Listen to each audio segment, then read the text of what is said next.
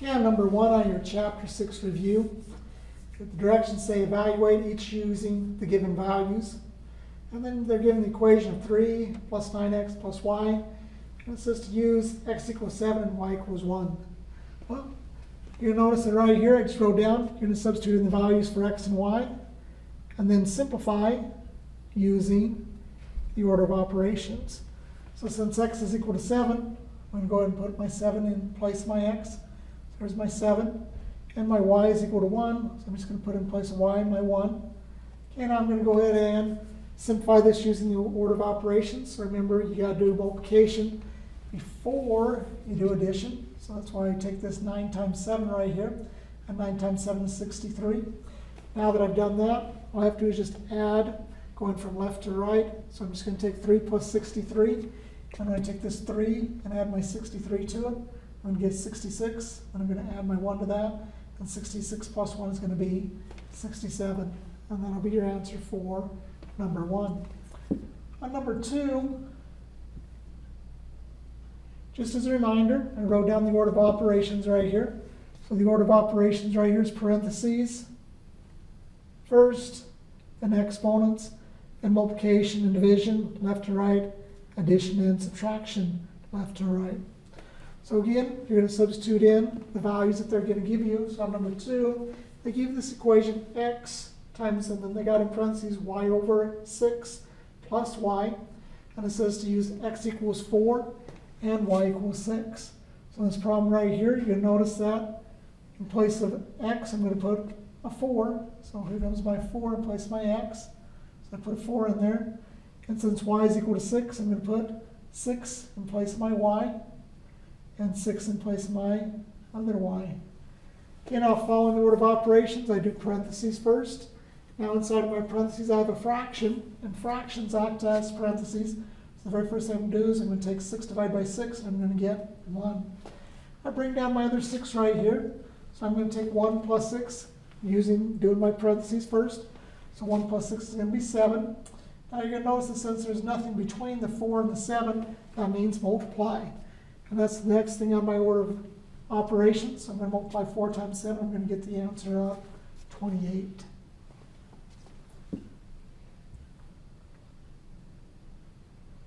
Okay, now number 3, the directions on number 3 says simplify each expression. So to simplify expression, it means you got to go ahead and use, first off, your distributive property to get rid of your parentheses. So notice I'm going to distribute my negative 3k on through, and I take my negative 3k times my negative 5k, and I take my negative 3k times my positive 9. So I just wrote that using arrows right there. And so when I actually go ahead and do that operation, I take my negative 3k times my negative 5k, well, negative 3 times negative 5 is a positive 15, and k times k is going to be k squared. So when I distribute that negative 3 to that negative 3k to the negative 5k, I get 15k squared. And now when I go and distribute this negative 3k right here to my 9, well, negative 3 times 9 is going to be negative 27, and I still have my k, so that's negative 27k. And now I've still got my plus 8k squared, so I just have to go ahead and combine anything that are like terms.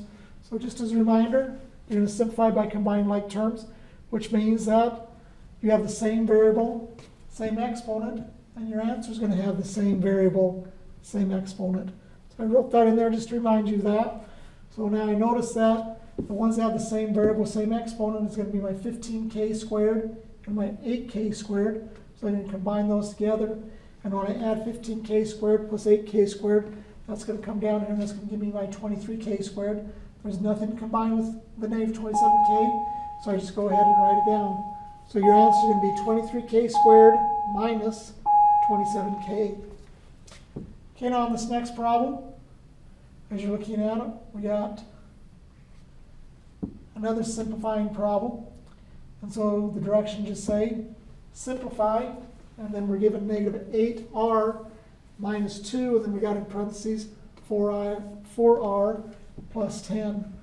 Well, remember, you got to use your distributive property to go ahead and get rid of your parentheses. So that's what I illustrated right here, showing you that you're going to distribute that negative 2 on through. So that's what we're going to do. We're going to distribute this -2 on through. So when we take this -2 times 4r, well, that's going to multiply together, and that's going to give you a -8r. And now I'm going to take this -2, distribute onto the 10.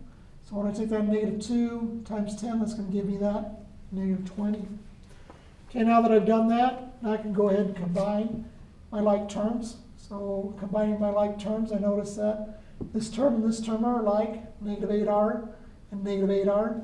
So -8r and -8r, well, the signs are the same, so I add those. -8, -8, I get 16, I keep the same sign, and that gives me -16r minus 20 for my answer.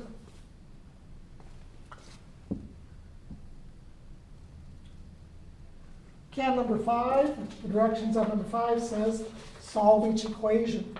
So you'll notice I give you the equation -2 equals m over 3 minus 4.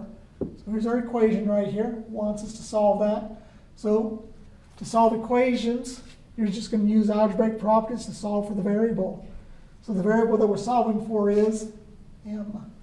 So that's what I'm going to do. I'm going to go ahead and get m by itself. So the very first thing I notice is I've got a -4 right here.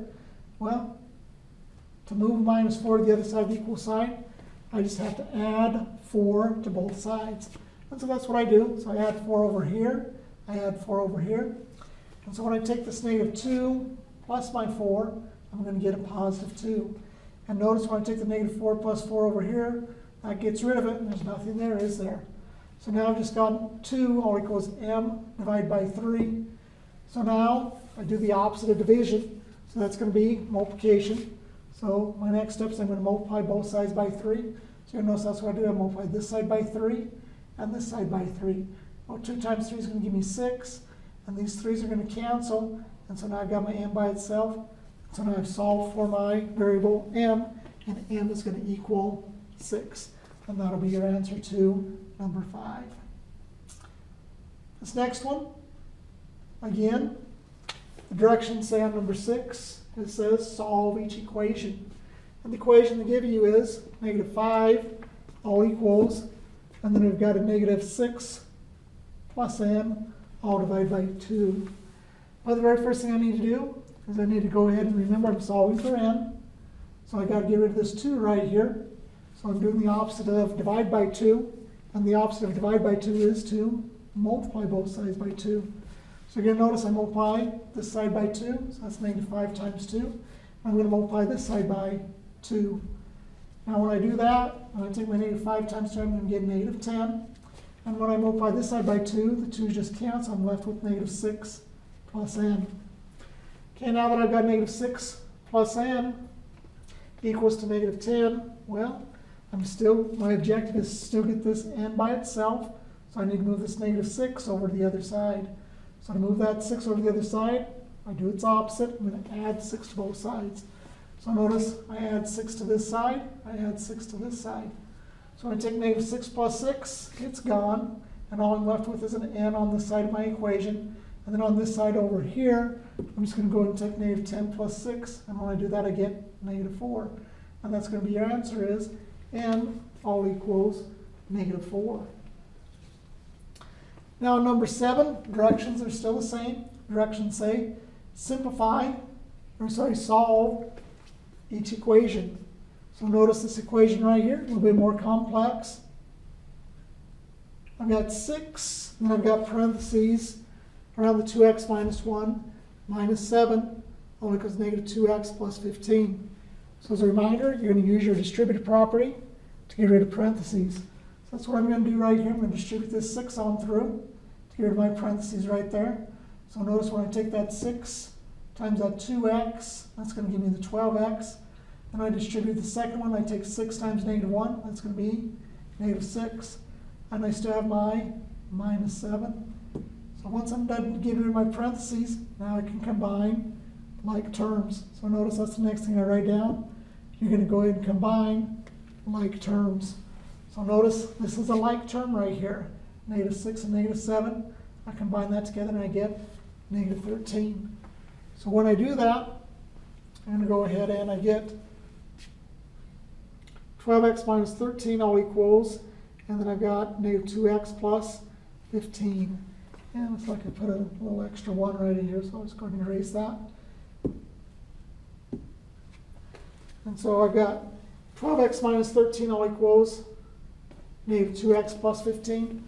So now notice I'm going to add 2x to both sides. So here I've got negative 2x plus 2x. I've got 12 plus 2x. So I'm going to add that to both sides. And notice that when I take my 12 plus 2x, I'm going to get 14x. I got minus 13, and then notice this is gone, so I'm just going to be left with my 15. So now that I'm done doing that, still solving for the x, I'm going to add 13 to both sides. So notice I've got 14x minus 13x, sorry, 14x minus 13 all equals 15. I'm going to add 13 to both sides. So I've got 14x, negative 13, that's gone, it's a 0. And then I got 15 plus 13, that's going to be 28. So I've got 14x, all equals 28. So now, to get x by itself, I'm going to divide both sides by 14. So I take my 14x, divide that side by 14. I take 28, divide by 14. And when I take 28, divide by 14, I'm going to get my answer of 2. So that's the answer. Number 7 is x equals 2. Okay, now this next problem on number 8, it says when 30% of a number is added to that number, the total is 260. What was the original number? So just as a reminder, you're going to write a statement as an algebraic equation, and remember to change a percent to decimal by dividing by 100. So notice when I read the statement, when 30% of a number, so 30%, it's 0.30 of a number means times n. And then I'm going to assign a variable to the unknown quantity. And remember that of means multiplication.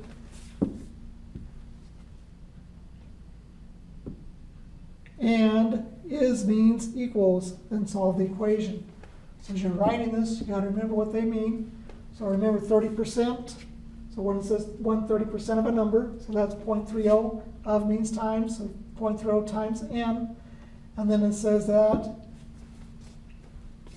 is added to that number, so added to that number, so plus n. It says the total is, so is means equals 260. So now that I've written this algebraic equation, all I have to do is go ahead and solve the algebraic equation. So let me erase this so we can take a close look at our algebraic equation and go ahead and solve it. So the very first thing I want to do is I'm going to add these two numbers together. So I take 0.30n plus n, you got to remember there's a 1 there. And so when I add those together, that's going to be 1.30n. And that's going to be equal to 260. Now all I got to do is just go ahead and do the opposite to get n by itself. So now I got to divide both sides by 1.3.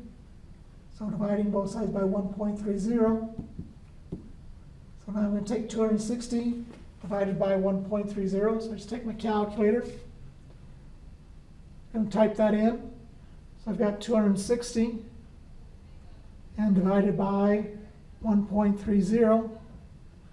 That comes out to be the answer of 200. On this next problem on number 9, again, we're going to go ahead and just follow those rules and write our algebraic equation and then solve it. So again, notice it says 3 times a number. So we're just going to give that number an n. So 3 times a number, that'd be 3n. It says is increased by 5. So the word increase means plus 5. It says that result is means equals 17. So just write out your equation first. Now we're going to go ahead and just solve that equation to go ahead and find out what n is equal to. So notice to solve this equation, I'm going to do the opposite of add 5. So that means I'm going to subtract 5. I'm going to take 17 minus 5. So I subtract 5 from both sides. And 17 minus 5 is going to be 12. I still have my 3n. So 3n is equal to 12.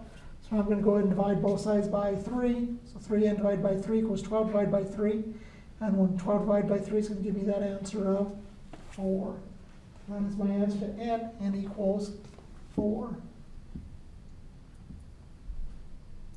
Okay, now number 10, it says solve the formula for the given variable. You got A all equals 1/2 BH.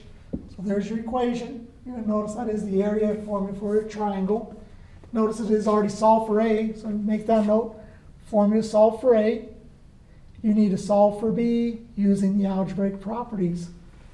So I want to solve this for B. So notice this right here. 1 with this 1/2 and get it over there. So I'm going to multiply both sides by 2. So when I multiply both sides by 2, I get 2A all equals 2 times 1/2 BH. So 2 times 1/2 cancels, and then I'm just left with 2A all equals BH. So now I'm going to divide both sides by H. So notice when I divide both sides by H, I'm solving for my H right here. So I'm going to divide both sides by H. So I decide this side by H and divide this side by H.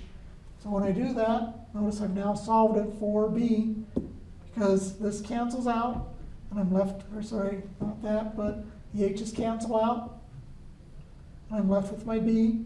So here's my B. And then I'm still left with my 2A all over H. And I've solved it for B. So B is equal to 2A all over H, and that would be your answer. So then on number 11, same thing. So on number 11 it says, we've got this equation y equals mx plus b. We want to solve it for m. So notice right now, I just make note to myself that the formula is solve for y. Use your algebraic properties to solve for m. So to solve for m, I'm going to take my equation right here, and I'm going to get rid of this b. So notice this is plus b, so I'm going to subtract b from both sides. So I got y minus b all equals mx. So now I need to get m by itself, so I'm going to divide both sides by, and it looks like I wrote this wrong, so you're going to divide both sides by x. So when you divide both sides by x, you notice that when I divide by x, so I'll just erase that, type in x. So I'm going to divide both sides by x. So I divide this side by x right here, this side by x right here. So now I've got y minus b all over x, all equals m. And that'll be your answer.